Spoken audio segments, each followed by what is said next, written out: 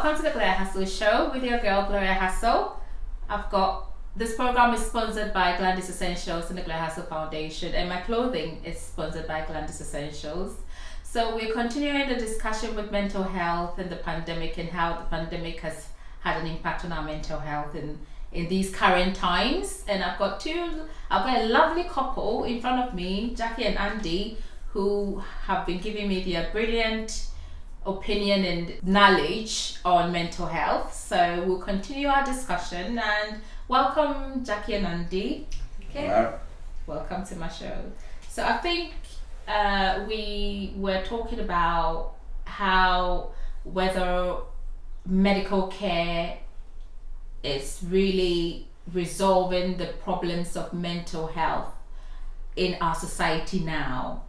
So, because I know people with depression go for repeat prescriptions. Like a lot of people are on repeat prescriptions for all sorts of mental health illnesses. And do you think that's really solving the problem, or do you think that it's got to be a whole set of things, maybe counselling? What do you think? Well, I definitely think that the default for many years has been medication. Go to the doctors, get a prescription, and really and truly it's putting a tiny little plaster on a great big wound. It might help a bit, but it doesn't make the root cause any better. It might be stopping a wound bleeding, but it's not healing the actual wound, the root cause of why. And so I think it needs to be very much more a targeted approach. I think there is in certain circumstances medication can be a good thing. I'm not anti-tablets per se, but those tablets may well do for somebody who is suffering with mild mental anxiety and things like that, and calms them down, and fine, that's great.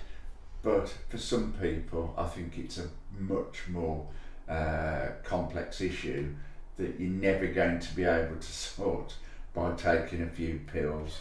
And I think it needs to be a targeted approach with a vast array of things, so counselling and psychiatrists, dietitians, lots of things, because the actual mental health, the thing that's given that they're suffering with mental health issues, it isn't always just in the mind. It could be down to body image, that they're incredibly overweight, just can't low self-esteem. Yeah, exactly. And people with very low confidence and low self-esteem, often it's a spiralling downwards. They need help, and they need it not just fob. And I would say it's as brutal as that. Often they've been fobbed off in the past with easy tablets.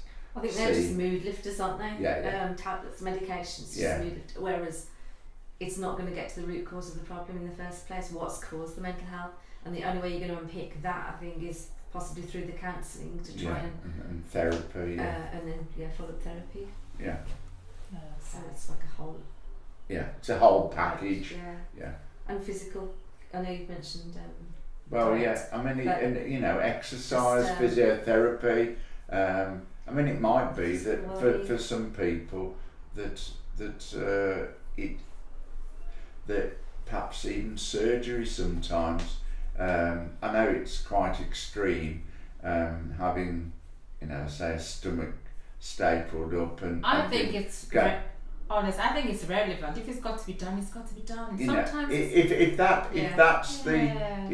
the sort of leg up that people need, to help them to have a better life, a route to recovery, better health. Then I think it should be.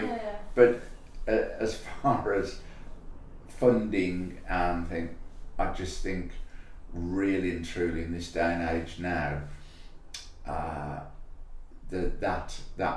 it's got to be a bottomless pit of money, because I don't think whatever money you throw at mental health, I never think it's going to be enough. I did read somewhere that depression is going to be the biggest health issue in the future.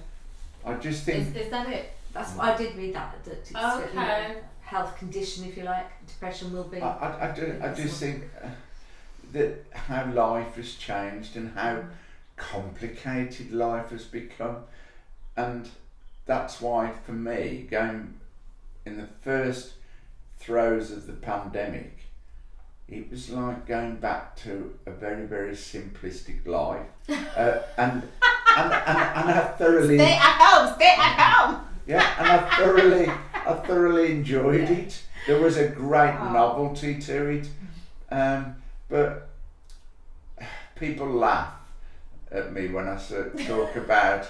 People laugh when I talk about. Well, as a child growing up, we that's didn't all have. You did anyway. We didn't have mobile phones. Yeah, that's all you we did. didn't have this. We didn't have that, but life was much more simple, and we had the ability to manufacture our own enjoyment. One thing I would level at society today is that children, not all, but a lot of children have no ability to generate and think up games for themselves. In our back garden at home, we used to reenact the World Cup. We used to reenact show jumping. We used to have cowboys and Indians. We used to do all sorts of things in the back garden. That's not going to happen. No, you're going to prize them off the devices these days.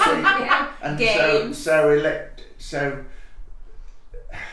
as much good that comes out of the World Wide Web, there's a horrible dark side to it and a horrible negative side to it that impacts greatly on both young and older people. And there's people now that are just literally glued to electronic devices, and it greatly impacts on interaction. People's just ability social to talk skills, to, and that's why now when you go out for a meal we say no phones. No phones. Because otherwise people are just doing this.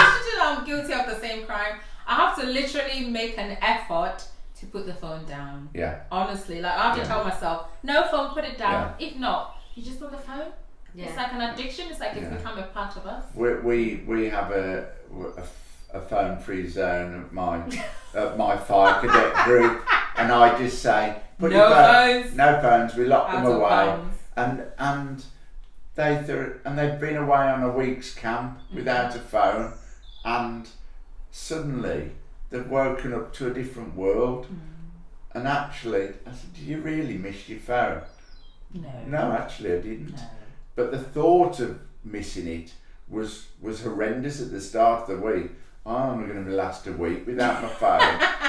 But you do, because it's not a pacemaker. It's not a life giver. It's something that just distracts you all the time, and quite refreshing actually. Yeah. But what isn't refreshing is when you ask the kids these days, what do you want to be when you grow up? They all say YouTuber. Really? Yeah. Yeah. It's all just connected. Seriously. TikTok and they all want to be YouTubers. Whoa, I've never heard that one. Yeah, they do. Wow. Yeah. So that we're doing a story at the moment. I wish I were an adult. When they wake up, want to like make that wish, and it comes true, and then an adult, and it's like, why do you wish it? And it's like, because I want to be a YouTuber. And it's like, oh my goodness.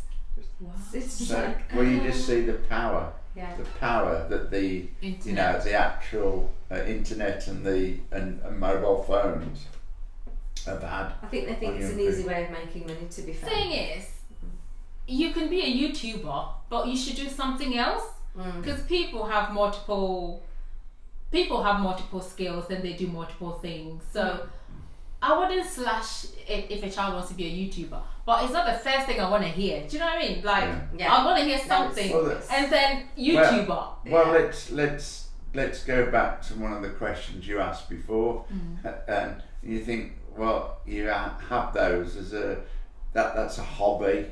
You know, it's something that for mental health, well-being, having a hobby is good for you. Well, a YouTuber, have that as your hobby. That's what I'm saying. And it being completely divorced from your normal life. That's it. And your normal job. It. You know, otherwise you're deluding yourself, I think. YouTuber. Yeah. That's the best. Okay. So this is all time has for us, so we will end here. Thank you for joining us. This program is sponsored by Glandis Essentials, the Gloria Hassall Foundation, and my clothing is sponsored by Glandis Essentials. We'll continue this discussion next week. Have a blessed week. Take care. See you soon. Bye.